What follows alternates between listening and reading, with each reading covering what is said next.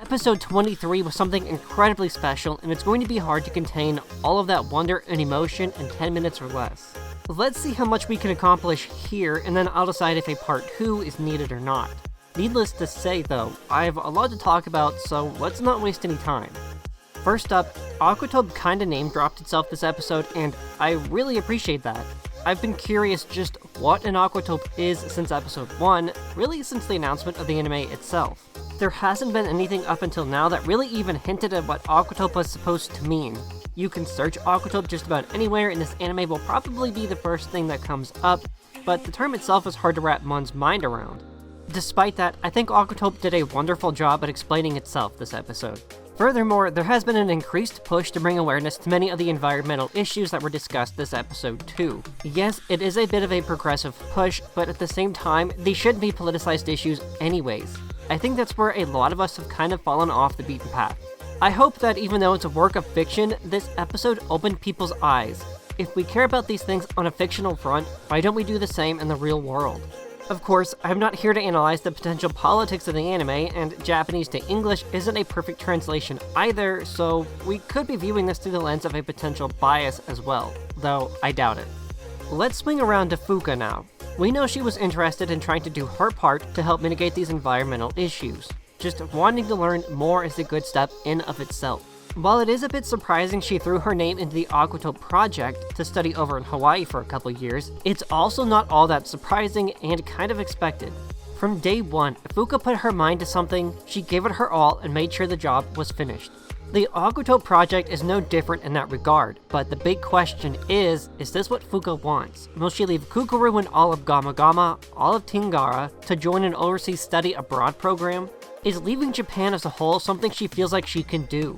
This is a massive opportunity for her, and I'm really excited at the potential prospects of it and what it could mean for Fuka, but I worry about her too. It's also important to note that the Gama Gama penguins also just arrived, bringing more of that familiarity back to a place that has offered her new beginnings, but also new challenges. I want this for Fuka. I'd love to see her grow, gaining such an experience. However, that brings us back to, can she leave Kukuru? Look at how it tore both Fuka and Kukuru up, knowing there was the potential that Fuka could be gone for 2 years in an entirely different country. The hand-holding, likewise, is also a symbolic gesture. It means they found strength in each other. One does not function without the other. Just like plants need water in addition to the sunlight they receive in order to grow, Fuka and Kukuru must be each other's ray of light. There is a very strong bond between the two, and it's apparent. What a lot of us may have missed, though, is the fact that we were all obsessed with the fact that there could be a very strong bond between the two girls, not just as friends, but potentially something more. The Yuri anime genre doesn't get much love, no pun intended, and I think what a lot of us wanted was something like what Citrus was. We set our expectations on that front a bit too high. Shifting gears, there is still Bonchan to talk about, Fuka's presentation, and Kukuru's big decision to cover. I'll start with Fuka and Bonchan.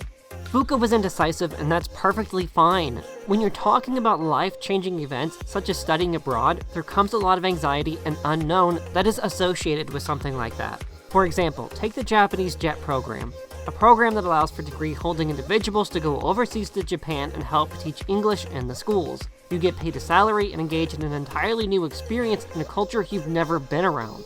For many, they're suddenly surrounded by a language they don't know and streets filled with people that may or may not understand them or appreciate them for that matter. So, you see what I mean by unknowns? There's a lot of uncertainty in something like that. Hell, even I'm considering it once I graduate, but again, there's a lot to think about. Likewise, Fuka also has to make a choice.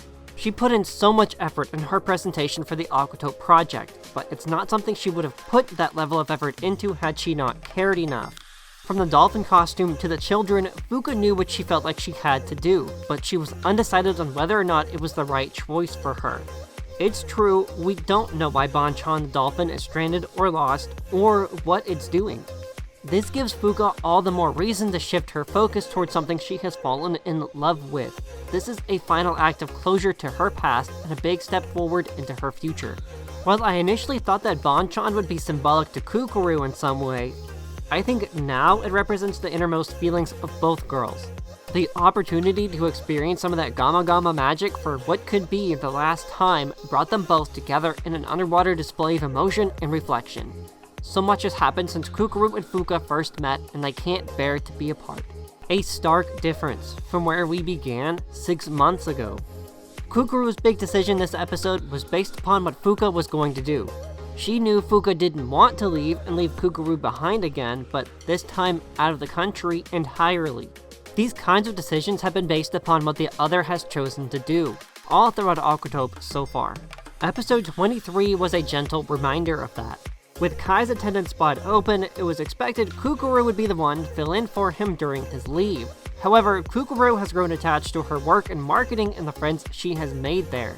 Something inside of her doesn't want to leave marketing, but the attendance side of her is jumping for the opportunity to be out in the spotlight and do something good there once more.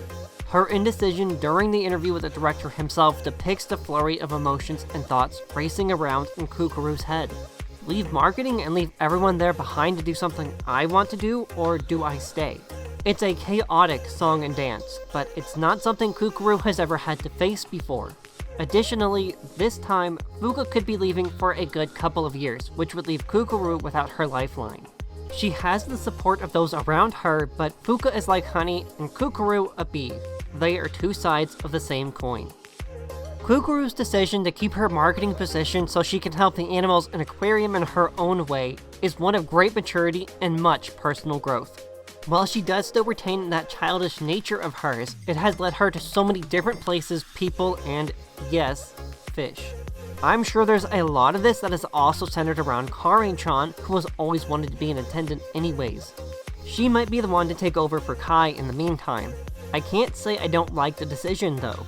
Kukuru has learned a lot from the assistant director, despite him being a bit of a hard ass at times, but we also have a reason for that now.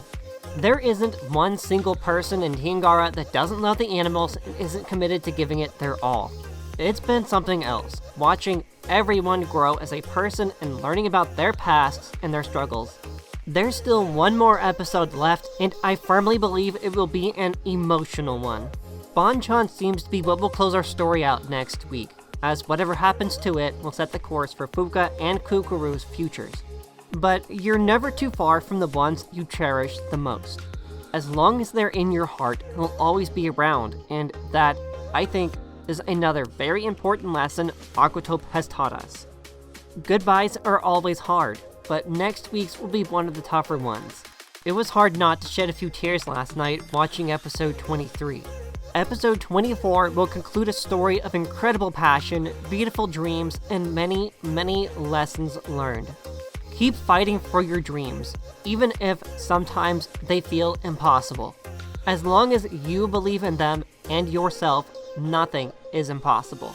And that, I think, is the most important lesson Aquatope has been able to teach us.